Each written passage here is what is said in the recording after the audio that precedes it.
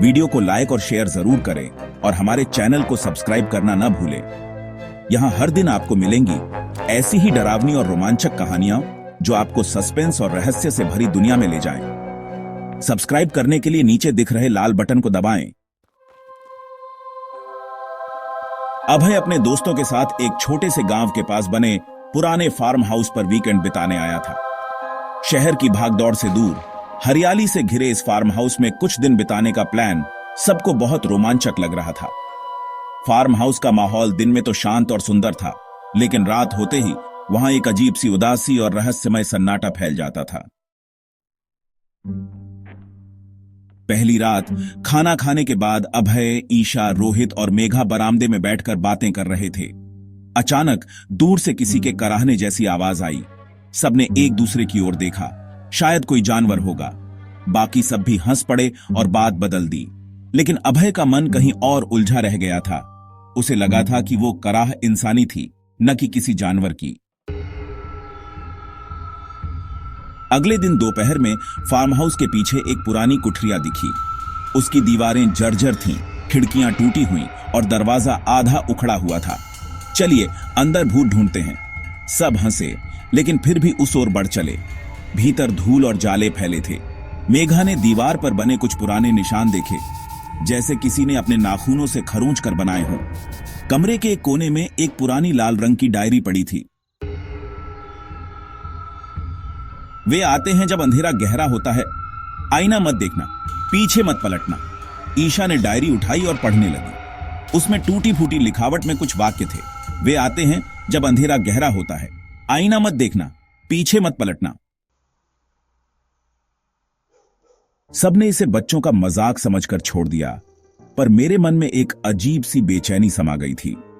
रात को खाना खाने के बाद रोहित ने खेल का प्रस्ताव रखा। डर का खेल। सबको नियम समझाए गए। फार्म हाउस के अंदर एक कोना तय किया जाएगा और एक एक करके सबको वहां जाकर 1 मिनट तक अकेले खड़ा रहना होगा। पहला नंबर रोहित का था। वह हंसते हुए गया और 1 मिनट बाद वापस आ गया। फिर मेघा गई, फिर ईशा। सबने बिना किसी डर के अपना टास्क पूरा कर लिया। आखिर में मेरी बारी थी। जैसे ही मैं उस पुराने स्टोर रूम में पहुंचा, मुझे फिर वही कराहने की आवाज सुनाई दी। मैं सावधानी से इधर उधर देखने लगा। कमरे के कोने में मुझे एक टूटा हुआ आईना दिखा। आईने में मुझे अपनी परछाई के अलावा एक और धुंधली आकृति दिख रही थी। मैं पलटा, लेकिन पीछे कोई नहीं था। सारा डर समेटे वह जैसे तैसे वहां से वापस आया। उसका चेहरा सफेद पड़ गया था। भूत देखा क्या?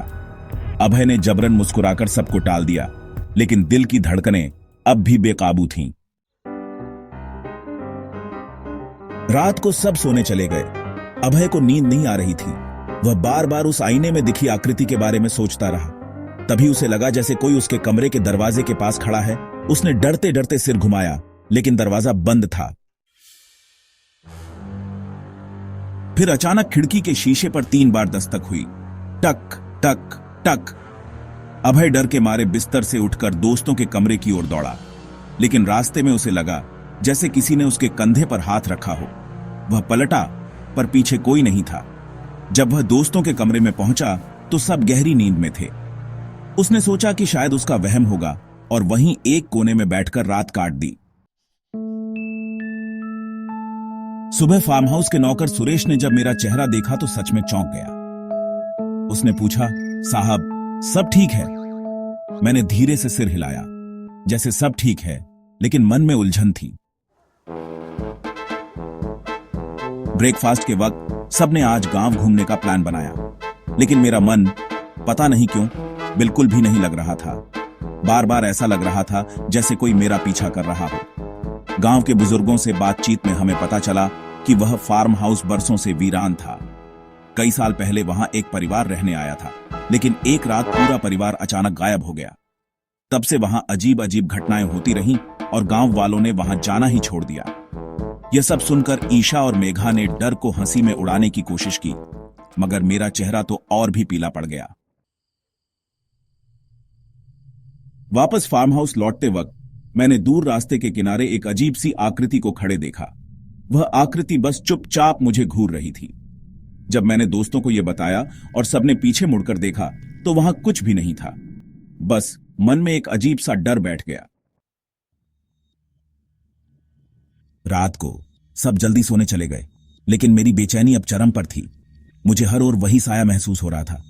अचानक कमरे की बत्ती बिना किसी कारण के बुझ गई। अंधेरे में मुझे लगा कि वही आकृति धीरे धीरे मेरी ओर बढ़ रही है। वह चीख कर उठा और बेतहाशा भागने लगा। नीचे बरामदे में आकर उसने देखा, आईना, वही टूटा आईना। आईने में उसे खुद के पीछे कोई खड़ा नजर आया। साहस जुटाकर उसने पलटकर देखा, कोई नहीं। लेकिन जब उसने फिर से आईने में देखा तो वह आकृति और पास आ गई थी। वह कांपता हुआ पीछे हटने लगा। तभी उसे सुरेश आता दिखा। सुरेश ने उसे संभाला और अंदर ले गया। सुबह सबने फैसला किया कि वे आज ही लौट जाएंगे। सब जल्दी जल्दी सामान समेटने लगे। जाते समय फार्म हाउस के दरवाजे पर अभय ने एक आखिरी बार पीछे मुड़कर देखा। उसे फिर वही आकृति दिखी, बस एक पल के लिए, लेकिन इस बार वह मुस्कुरा रही थी, एक अजीब डरावनी मुस्कान के साथ। अभय ने जल्दी से मुंह फेर लिया और गाड़ी में बैठ गया। फार्म हाउस पीछे छूटता गया, लेकिन दिल में एक अनजाना डर हमेशा के लिए बस गया। कहते हैं कुछ परछाइयां कभी पीछा नहीं छोड़ती। शायद अभय भी अब उस सच का हिस्सा बन चुका था। वीडियो को लाइक और शेयर जरूर करें और हमारे चैनल को सब्सक्राइब करना न भूलें। यहां हर दिन आपको मिलेंगी ऐसी ही डरावनी और रोमांचक कहानियां जो आपको सस्पेंस और रहस्य से भरी दुनिया में ले जाएं। सब्सक्राइब करने के लिए नीचे दिख रहे लाल बटन को दबाएं